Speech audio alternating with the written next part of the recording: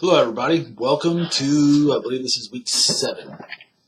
This week, we'll be covering Southeast Asia, South and North Korea, and China. Or as a section name, anyway. So in that, it includes North and South Korea, China, Indonesia, the Philippines, Burma, Cambodia, and Japan. So some of these countries have suffered terrorist attacks that are similar to those in other parts of the world. But some of the countries included in this section have not really had terrorist events like what we commonly think about. North Korea, Burma, and Cambodia do not have what we consider to be traditional terrorism problems, so I'm really not going to cover them much in this video.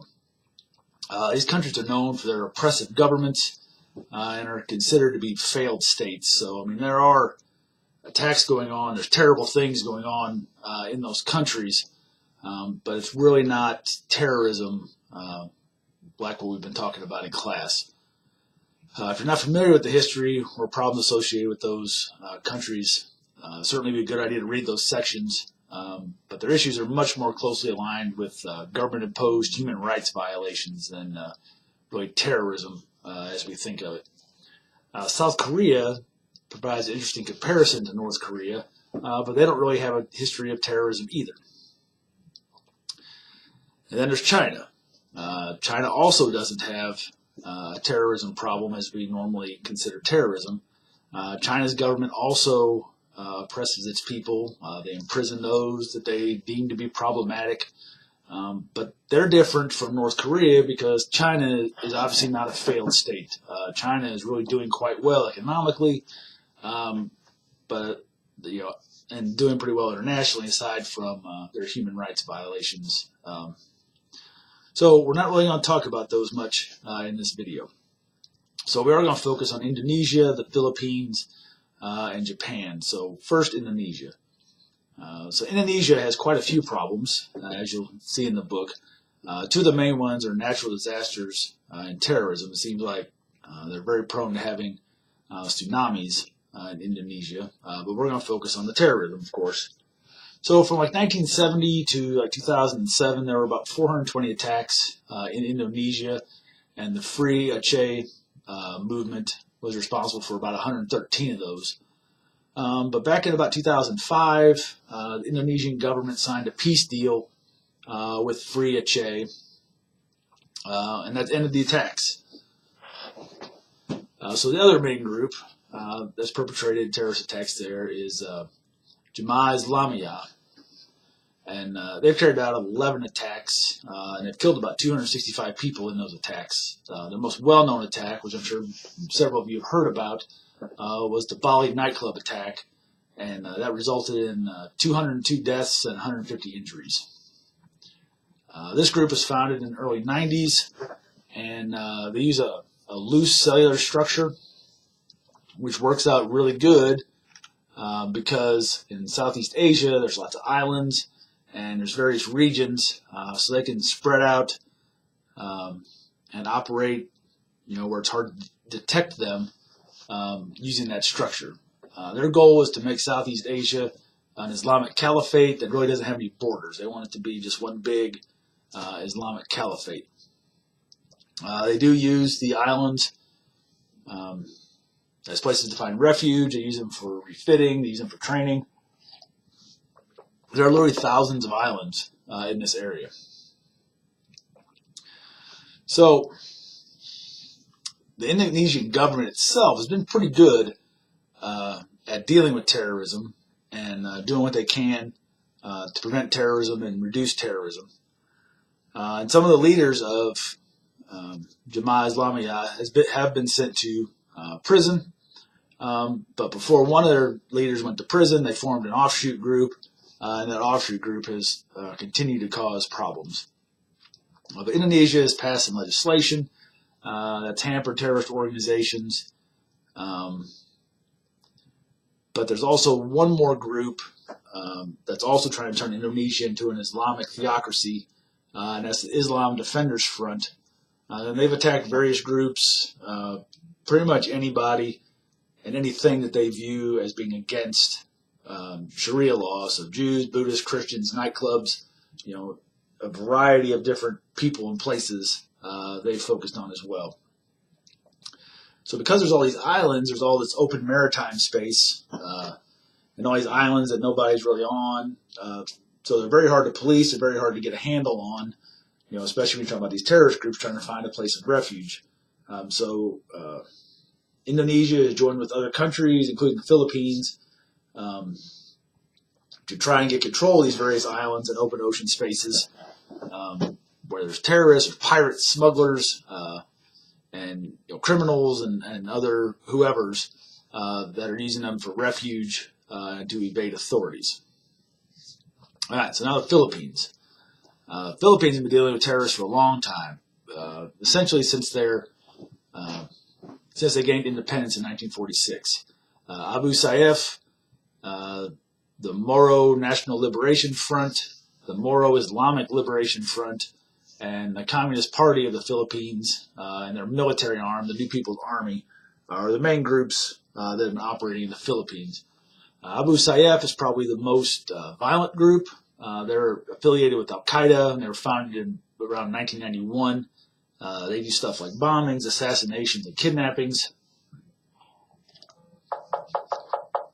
And they want to create an independent Islamic state in the southern Philippines. Sorry about that, my phone just went off. But when funding for Al-Qaeda started to diminish, they had to turn to some other way, so they started doing kidnapping then, and using kidnapping for ransom as a way to fund the organizations. This organization has been diminished through concerted efforts from various countries, including the United States, but they are still operating. While Abu Sayyaf was the most violent, probably the most serious threat to the Philippines is the Communist Party of the Philippines and the New People's Army. They've been operating for about 40 years, and their main thing is they're trying to overthrow the government and create a communist state. They're using more traditional guerrilla-type tactics of consolidating power in villages and forming bases, extorting and taxing for funding, and then attacking government and military targets. According to START, which is the Consortium for the Study of Terrorism and Responses to Terrorism, they were the seventh most active terrorist group in 2013.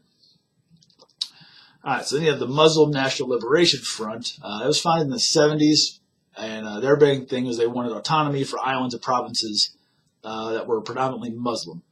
They fought a war with the government and then finally won concessions in 1996.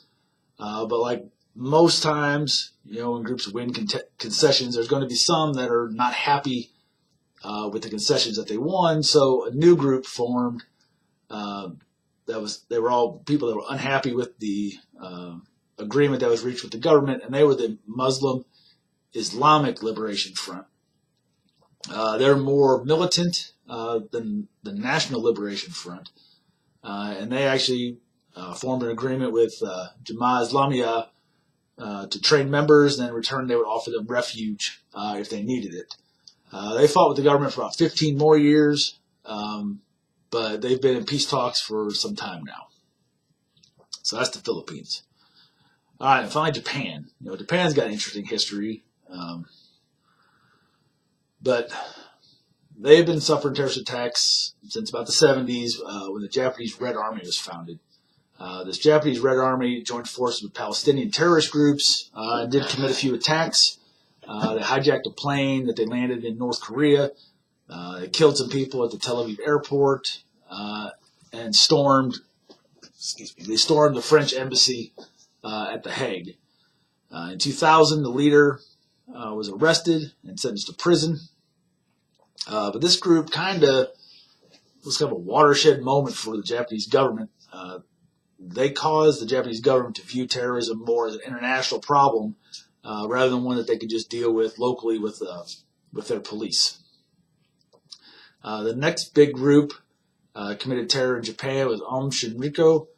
It was founded in the 80s, and it turned into a Buddhist millenarian, I can't say that word, cult that was violent.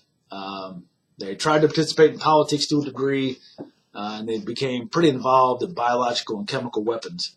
What they're known for is they deployed canisters of nerve gas, the nerve gas sarin, in the Tokyo subway system and killed some people in 1995, I believe it was. So people were arrested. There's been about 200 people arrested and convicted since the attack. The group still exists. The United States considers it a terrorist organization. Japan, interestingly, does not. But they're still arresting people that were involved with the attack. So it's interesting that group still exists, and Japan doesn't view them as a terrorist group, but the United States does. But this is the kind of attack that really scares people. I mean, people are scared of somebody coming into a place and shooting a bunch of people or something like that. But these kind of chemical and biological attacks, because sarin is an odorless, colorless gas, like you had no idea it was even around, and people breathe it in, and they die. So if a group like this figured out how to do it, obviously more than likely another group could figure that out as well. All right, well, that's it for this week. Be sure to complete your terrorist event assignment. If you're starting to think about your final paper and you want to get some feedback on final topics for your paper, please let me know. If you have other questions, please don't hesitate to send me an email or get a hold of me. I'll see you next week.